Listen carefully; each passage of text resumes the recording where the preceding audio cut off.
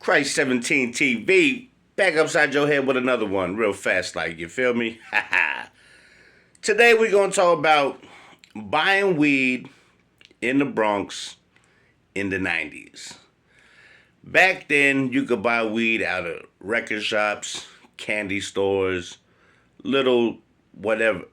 But there was also corners. You go buy it from the corner. I mean, there were even little fucking spots like a gas station that didn't have gas. It just had a lot of cars there. Used cars, gas station that didn't sell gas, but it had the pumps. So, White Plains Road, across from the train station on Gun Hill, there was a place. We used to walk from 213 in Bronxwood, right? And there'd be like, no lie, there'd be about 40 cars there. And there'd be two Jamaican guys. And you didn't know which car them motherfuckers was in. But as soon as you walked up close and you start looking in like the back trying to find the cars, they would jump out the car. Hey, my youth, yard weed, and they have some good ass weed. I'm talking about nickel bags. You probably roll you like 2 L's, and this was some good ass smoke. I mean, we'd be rolling in Phillies. It wasn't no Swishers. I wasn't smoking White Owls then. I wasn't smoking no Dutches. We were smoking straight Phillies. And this is when everything was Philly blunt, Philly blunt. So, we used to walk down there and begin the shit at night, come back, smoke. That was one of the craziest spots we used to walk to get weed, because there'd be all kind of shit going on right around the train. Across, on this side, they selling crack, they selling all kind of shit. But across the street, there's just cars parked in like the back, and you come up close and you start to look. But after a few times, they would know you. So when they see you looking, they would, hey, come here. But every time they was in a different fucking car.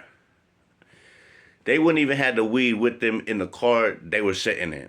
They'd have to go in another car and get the weed. And every time you came, they would be in a different car and the smoke would be in a whole different car. It was crazy, but that's how they were safe. Because you know how long it's going to take you to search 40 to 50 cars, and only for weed. It's not like they're over there with mad crack or cocaine or heroin. They were selling bud. These are Jamaicans.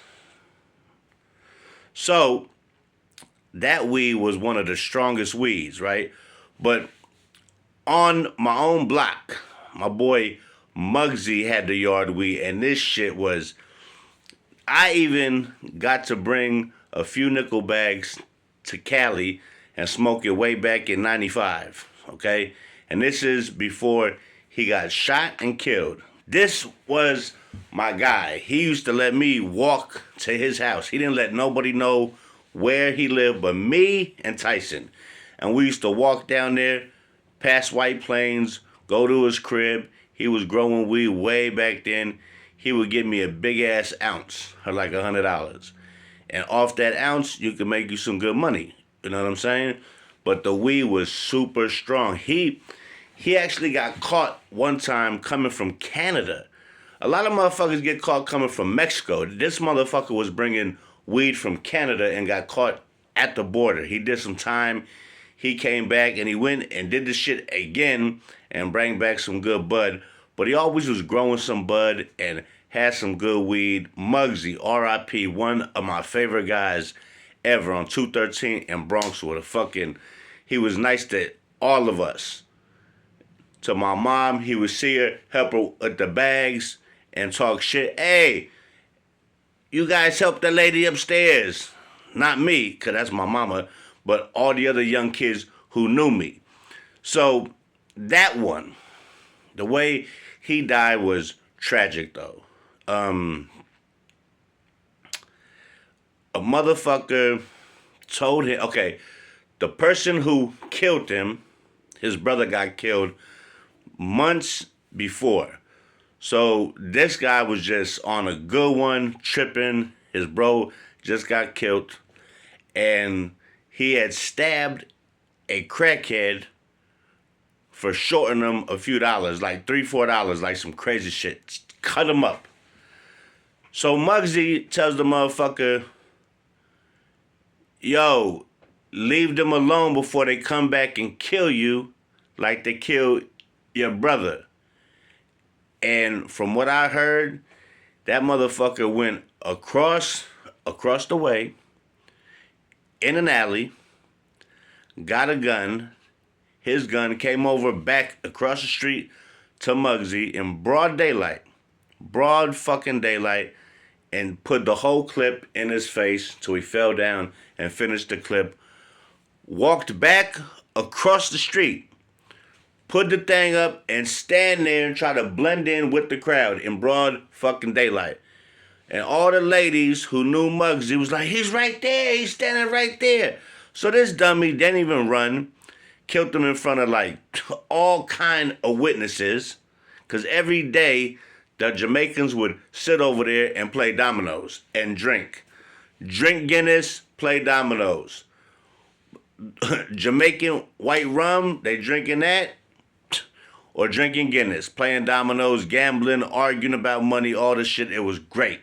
And then a little spot at Jamaican beef patties with cocoa bread. Oh my God, forget about it. So, rest in peace to my man Muggs. But the spot that had probably the best weed, we would have to walk from 213th and Bronxwood to 220th to Tourman Store. See, and during those days, my block had beef with a lot of blocks that was close. So it was almost a must. Two of us would have to walk there if it was nighttime. One of us would have the thing on us, and one of us would be on one side, and one would be on the other side. And we would just walk till we got there. Nothing ever happened but running from the cops with whoever had the thing. But with that part being said, is the weed from Tourman Store, you couldn't even buy nickels there. You had to buy dimes or 20s. But if you got the 20 bag, right? I'm talking about the 20 bag was damn near black. Sticky black weed. And you would get one fat blunt for $20. And when I mean that fucking blunt, you can get the dime. A dime was real cool. You can get two small L's, small, real small, or one nice ass Philly. But the 20, you can have 5 heads on 120. Usually 4 because we all drop 5. But you can have 5 heads on 120 bag. That motherfucker go around 2 times. Forget about it. On the way back, coming down the block on 215, stop by the liquor store. In the wintertime, get the blackberry brandy. I'm telling you, warm you up real nice when it's about 30 or 25 degrees. And you smoking that Philly outside, oh my God. You trying not to get no wind. So if it's windy, we go inside the building. No wind, because you don't want to waste that. That walk was cold. You had to have the hammer. And then coming back, you know, you only going to smoke 1 blunt. So we would try to get 2 20s. But most of the time, we get like a 20 and a dime. Because the dime is going to roll us like 2. And then with the last one, with the dub, you could roll a fat one. But that weed at Tourman Store was fire. You go in there, it's this dude with dreads behind the thing. You put the money, it spins. He puts the bag, it spins back. You get it, you get your Philly, and you get the moving. Because them boys on Bronxwood was no joke, see? And you didn't want to get caught with somebody who had problems with somebody from your neighborhood, because they would take it out on the shorties. You know what I'm saying? Try to fuck us up, try to be doing some foul shit, try to rob us, try to play us. That's why you had to have the thing when you was going up there and you would go too deep. It usually be me and Tyson walking that way every time. But those were the spots, man. Those were the damn spots to get the tree at. And Tourman was number 1. I'm going to say, gas station or mugs. Gas station bags was fat. It was about the same, but I'm going to have to fuck with mugs because that was my man's. But I remember one time going to the gas station, me and Tyson get on the train, and we done rolled it up. We got like 3 nickel bags because we was going to my boy's block, my old block on Taylor Avenue. So we in the train station, Gun Hill. He's taking the 2 train to 180th. So we in the back, we roll up one. That's what you do on the train. You in the back car, you roll you up an L, smoking on the Philly, and we get to Allenton. We pass there. We get the Bronx Park East. Now, we started to smoke, right? Now we looking, we didn't see anything. Next fucking thing you know, the cops is coming through the doors. Now we trying to hide the bags. I got one bag, Tyson has the other bag, and we just rolled this bag up. These motherfuckers come in there, smell the shit. I'm trying to out the L, but the whole shit is smoked up. Now these motherfuckers searching us down. So they found the L. They made me step on the L inside the train. Then they take us on 180, finds my bag, don't find the bag on my boy, and the motherfucker makes me open this fucking bag and pour the bag on the train track as the next motherfucking train is coming and laugh they fucking ass off. Didn't take me to jail, didn't write me no citation, it was so funny to them to make me dump out that bag on the train tracks while the train is coming. Because I swear, if they left, I'd have ran, jumped down there and grabbed that bud. That's how young we was, that's how broke we was, and that's how good that tree was. So, yes, and that will be my third, but the walks to Torman store was crazy.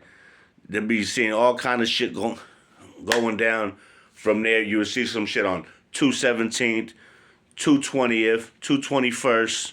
I mean, wild shit went down. So with that being said, that's just a little weed story, tree story of my top 3 weeds from Uptown when I was growing up.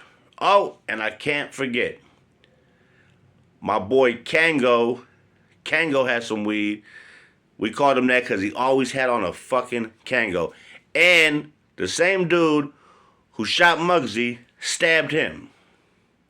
Because they was arguing about some kind of sale. So, Kango had some good weed. It was just under Muggs. It was some Jamaican weed. They called it yard weed, and that shit was fire, but his bags was fat. Because he had to compete with Dread and Muggsy and Up the Block. Not to mention, I forgot, there was a store like 2 doors down, right? And these motherfuckers were like Cubans, but they only open their shit like 3 days a week. Used to go in there and buy loose cigarettes till one day the fucking lady pulls out the pack, gives me one, grabs this other pack, empties out the thing, gives me a bag and says, "Here, for you, try it." And their weed was different weed. It was like green weed, but it was real good weed. I mean, real good. Not as good as Torman weed, but it was like a different high. Real fucking good, packed ass nickels. And then when everybody else was gone, when Muggs left, that store stayed open till like 11, 12, so we can get weed from there late night when everything else is closed. I forgot about that one, but that one was fire too. That one was fire too. Cuban lady and her husband. They ended up closing that motherfucker down. But with that being said, hit that like, hit that subscribe. It won't cost you a dime. And like I tell you every time around this time, you had to be there in the 90s to smoke some of that Muggsy, some of that Torman, some of that walk to the gas station in the freezing snow just to get a bag, man, just so you could smoke some good. Then on the late night, you get it from Kango, if Mug's not there, or you go to the store and get it from the Cuban lady, man. Those were the days, priceless and timeless. So, everybody, I hope you enjoyed my tree story, because it's Christmas time. We got to talk about Christmas trees. So with that being said, I'll catch you guys on the flip side. Christ 17 TV, player.